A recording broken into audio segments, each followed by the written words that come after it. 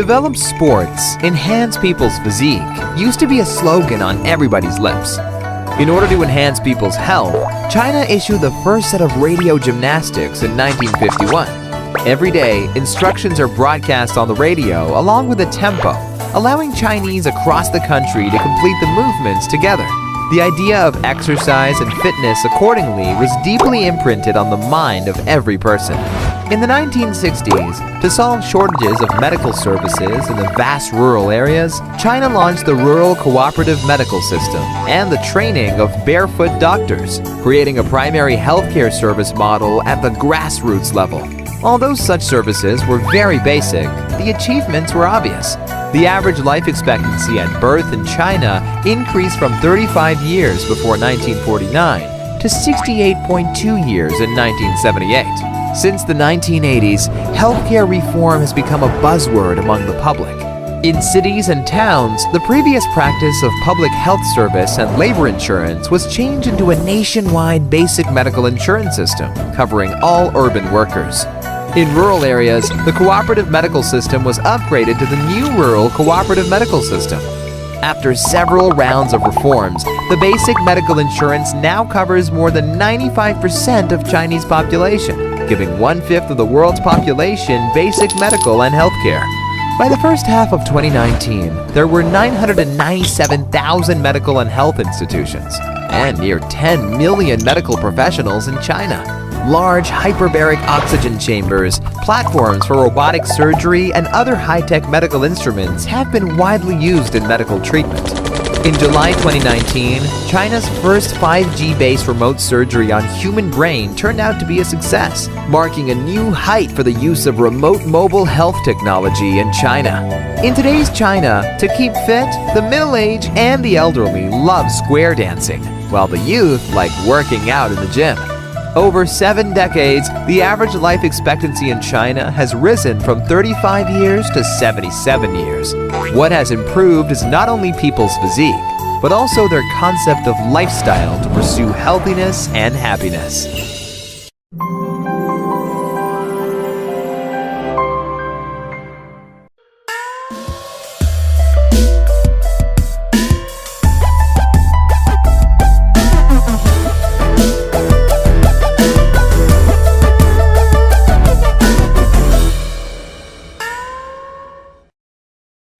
The Chinese people have never lacked the spirit and desire to entertain themselves.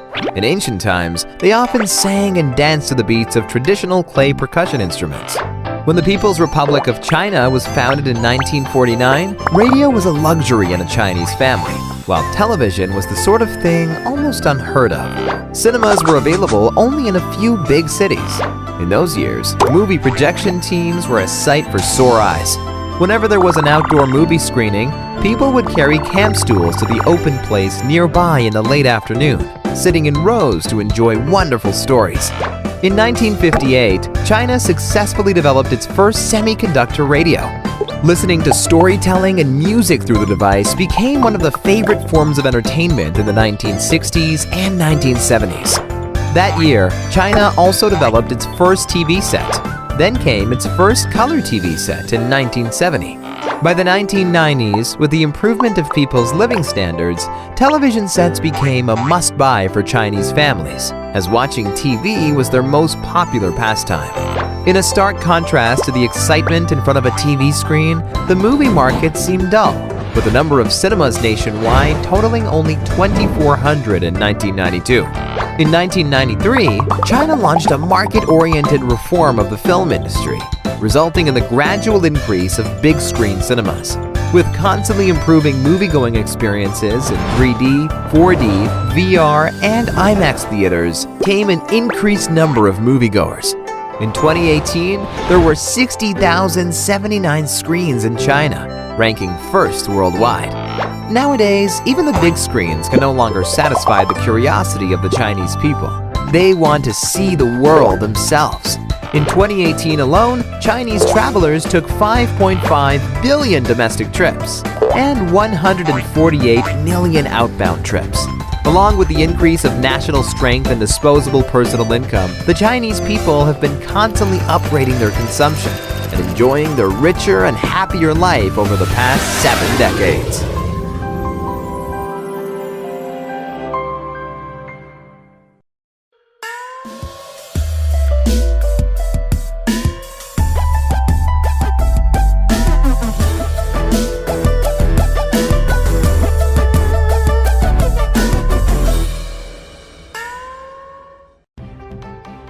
In ancient Chinese fantasy, Monkey King can travel over 13,000 miles in one somersault.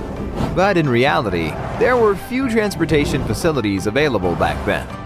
Even by flying horses and sailing boats, the distance the ancient people could reach was limited. When the People's Republic of China was founded, trains were the principal means of transport for Chinese people to travel afar. Railway lines in the mainland amounted to only 21,800 kilometers. There were only 36 airports and no expressway was available. For China, these figures were ill-matched with its land area of 9.6 million square kilometers. Construction of the Qinghai-Tibet Railway officially started in 1958. It opened to traffic in 2006 after near 50-year endeavor. As the longest high-elevation train route in the world, it's a world wonder. October 1988 witnessed the opening of the Shanghai-Jiading Expressway, the first express highway in the mainland of China. By 2018, the total length of Chinese railways had increased to surpass 130,000 kilometers, and the total length of expressways had exceeded 140,000 kilometers, being in the front rank of the world.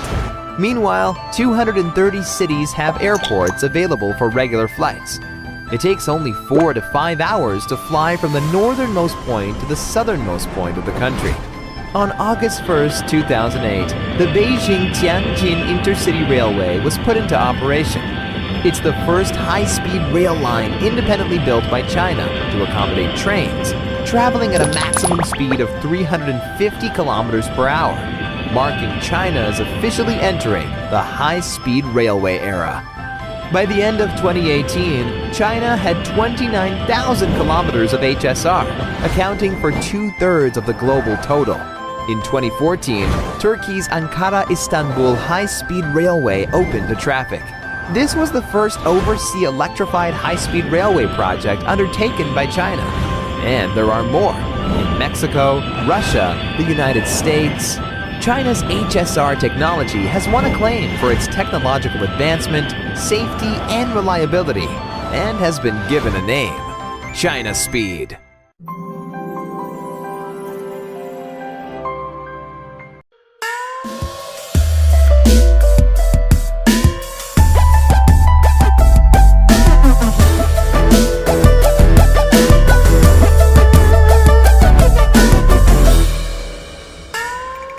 Afforestation has been a Chinese tradition since ancient times. Some 2,300 years ago, governments then established special positions to take charge of the state's forests.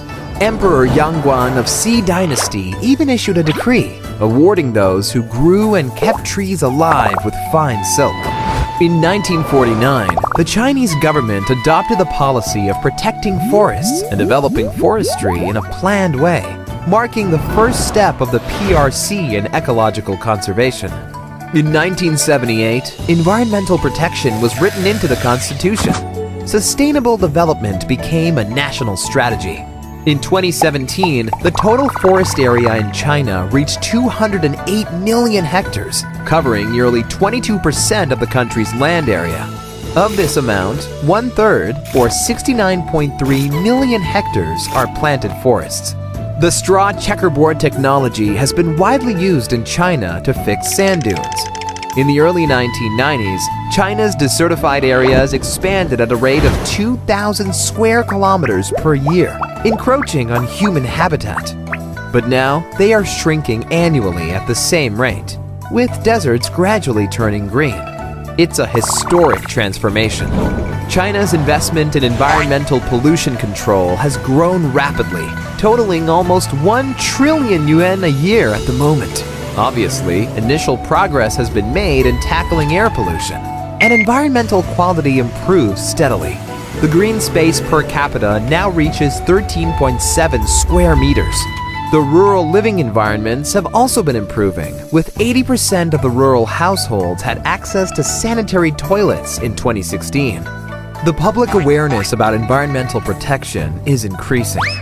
In July 2019, Shanghai took the lead in fully implementing waste sorting. Major cities across the country are following suit. Today, China is the world's biggest consumer of new and renewable energies. Its investment in clean energy has ranked first in the world for many years. Sri Lanka's Colombo International Container Terminals has converted its diesel-operated rubber-tired gantry cranes to electric. In Punjab's solar power station of Pakistan, crops thrive under solar panels. Through overseas cooperative projects like these, China's green technology is also benefiting other countries in the world.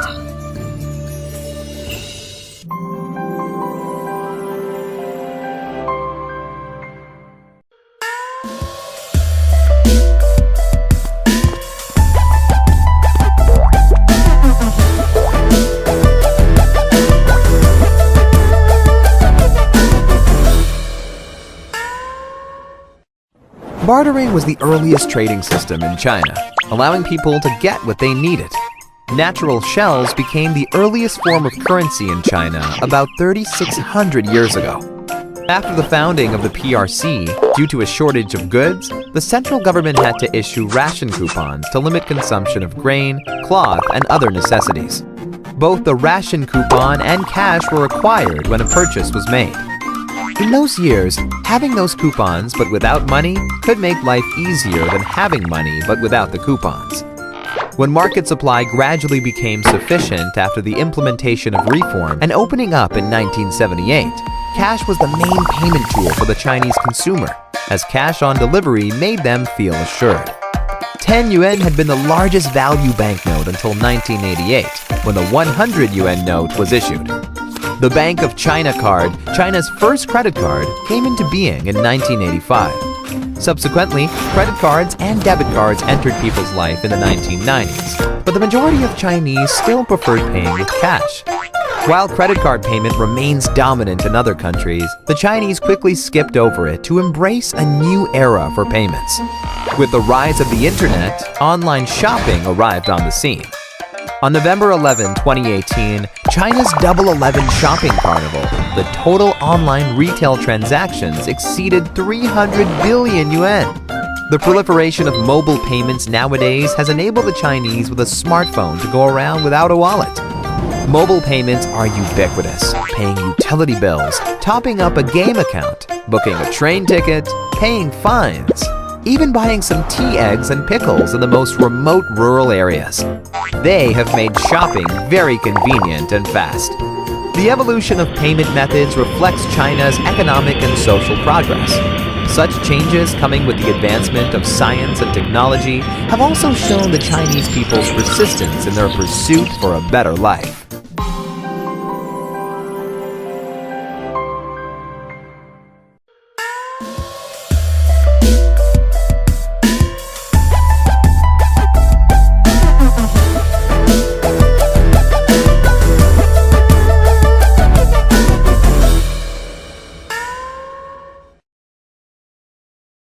China is one of the oldest civilizations where agriculture began.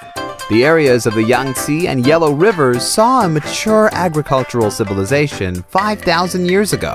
After the founding of the People's Republic of China, how to feed 500 million people became a top concern of the newly established government.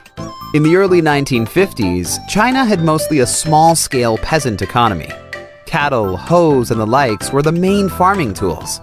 Following the reforms and opening up in 1978, rural China began to implement the household responsibility system, which greatly awakened farmers' enthusiasm for production. Agricultural business entities like family farms, large specialized farms, and leading enterprises emerged one after another.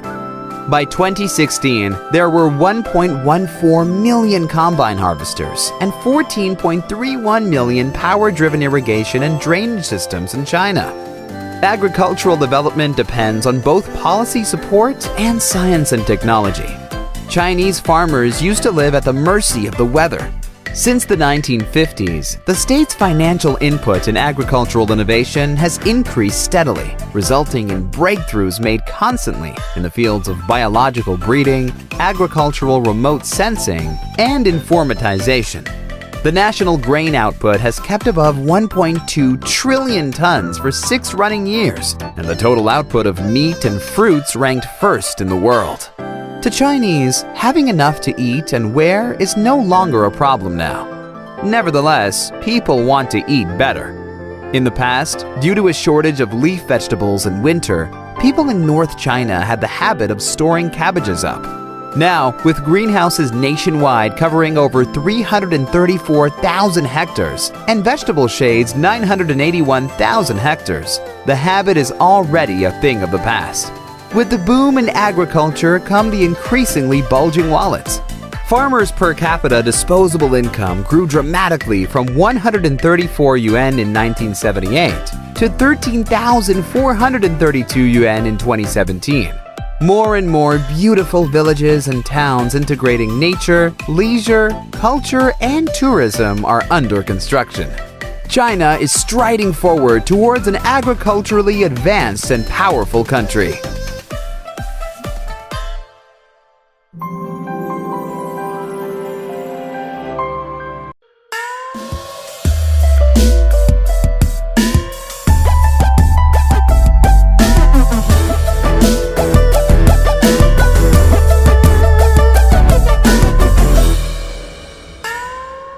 In order to meet their needs for communicating with each other, no matter when and where they are, human beings, including the Chinese, have always been looking for better, faster, and smarter ways. Beacon towers and messenger pigeons are the earliest attempts of the Chinese to deliver messages. In the early days of the People's Republic of China, there were less than 300,000 landline telephone subscribers. Telegram was expensive and only used for sending important messages, such as weddings and funerals. Letters were the most common means of communication, with those green mailboxes being a part of the streetscape.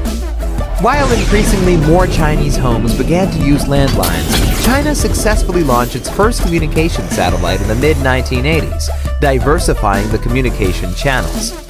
People began wearing a little black device around their waist, which beeped from time to time. And the richer people were often seen talking to a much bigger gadget. Mobile devices like pagers and cell phones became new favorites of the Chinese. By the end of the 20th century, pagers were phased out, while cell phones became smaller and smaller, to the size no bigger than one's palm. But in the meantime, richer in variety and had more functionalities. Then came the smartphones. The integration of mobile phone with internet in the early 21st century ushered in a new era of communication. By 2017, the number of mobile phone users in China had reached 1.42 billion, and over 750 million people can access the internet via phones. Now, 70 years after its founding, the People's Republic of China is embracing the 5G era, with corresponding facilities and equipment being installed in cities. Hopefully, the technology will be put into commercial use in 2020. On July 10, 2019, Monaco became the first country in Europe having full 5G coverage using Huawei gear. The advancement of technology makes distance no longer a communication barrier, and a smart and well-connected Earth village is just around the corner.